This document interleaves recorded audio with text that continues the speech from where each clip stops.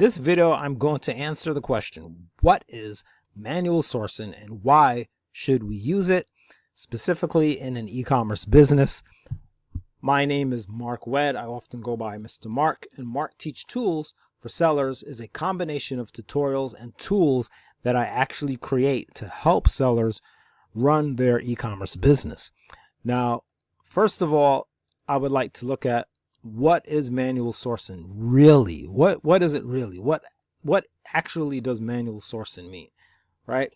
Well, previously, manual sourcing might have meant searching for products without the use of any tools at all. However, this is now an outdated definition, and although I am not using paid software, however, manual does not mean the total absence of automation or the total absence of tools.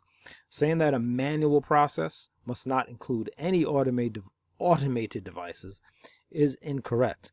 For example, when you're solving a math problem on paper, you are likely to use a calculator to do calculations with decimals. This is still manual work, quote unquote, but yet you are using an automated tool, so to speak, to help you.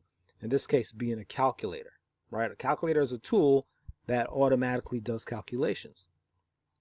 So today, manual product research does not mean that you are not using any tools. So first of all, I want to make that clear. And I would say within the context of e-commerce, specifically models like Amazon Arbitrage, or Amazon Dropshipping, so on and so forth, we're really saying that we're not using sourcing software,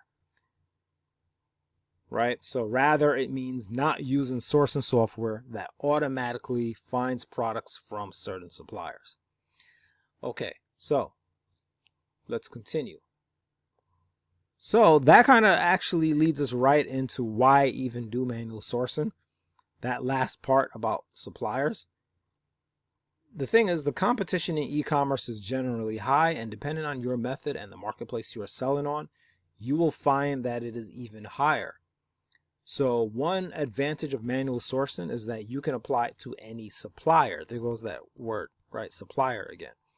So using suppliers that most other sellers don't greatly lowers competition. So as I ended off the last slide saying sourcing software finds products from certain suppliers, that is really the key here. With manual sourcing, we're not going to be limited to the suppliers that work with that sourcing software. We can find products from other suppliers besides those suppliers, right? Basically any supplier, virtually any supplier. Now, all of that being said, right, it sounds great, but there's still a problem with manual sourcing. Now, right, everything has its advantages and disadvantages. So the general problem with manual methods in general is that they generally take longer. We say it takes longer because we are comparing it to sourcing software, which is much faster. However, sourcing software, again, only works with certain suppliers, and it also comes with, quite a heavy cost. And if you are just starting off your business, you may not want to invest in that software, and you just might want to be free to use any supplier that you want to. Also, most people think manual sourcing means not using any tools, but I already discussed this. This is actually false. Tools can include Chrome extensions, spreadsheets, and even research software. The point in saying that, really putting that point here, the point was that we were just saying that manual methods are slow, that they take longer, but they don't have to be as slow as you think if we use free tools, basically the technology that is available, right? So what most people don't realize is that the term manual is relative to the time and the available technology. There goes the word technology again. So this is really a key thing. For example, at one time, a handheld calculator was the automated way to do calculations. But of course, today we use computers and spreadsheets. So today, handheld calculators are considered to be the manual approach to calculations, right? Quote unquote. As you can see, the idea of what is manual or what is automated changes with time. And so we are going to be using tools, but those tools are still going to be part of a manual process, right? But they're not paid tools where you're paying, every month for these automated services that you get as you do with sourcing software. So my main mission is to create tools for sellers that are not actually sourcing software, but rather provide some automated processes to help with product research or sourcing. They may also work in combination with other software in order to help complete certain parts of the research process faster. So there is still the option to use certain software in combination with tools, but it can be done basically with the tools. Now, the main platform that I use to create these tools is actually Google Sheets. And Google is a platform that is, of course, available to all for free. And thus, the tools that I provide can be used without that high cost of software subscriptions. You're not going to have to subscribe to anything. You can just download the tool and use it, right? And it's just a spreadsheet, and you just use the spreadsheet. Okay, you're not, paying the subscription service fees and all that.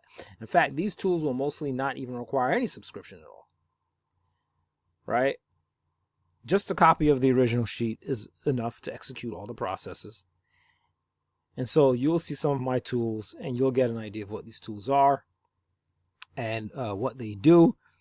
And I will basically be doing manual sourcing in a lot of the different videos that you'll find on this channel. You'll see that I do manual sourcing, and that in the process of the manual sourcing, I do end up using these spreadsheets that I made to help kind of push the process along. So I'm still doing the manual research, but then at some point I get the spreadsheet involved and have it continue the process that I'm doing. So that is basically it.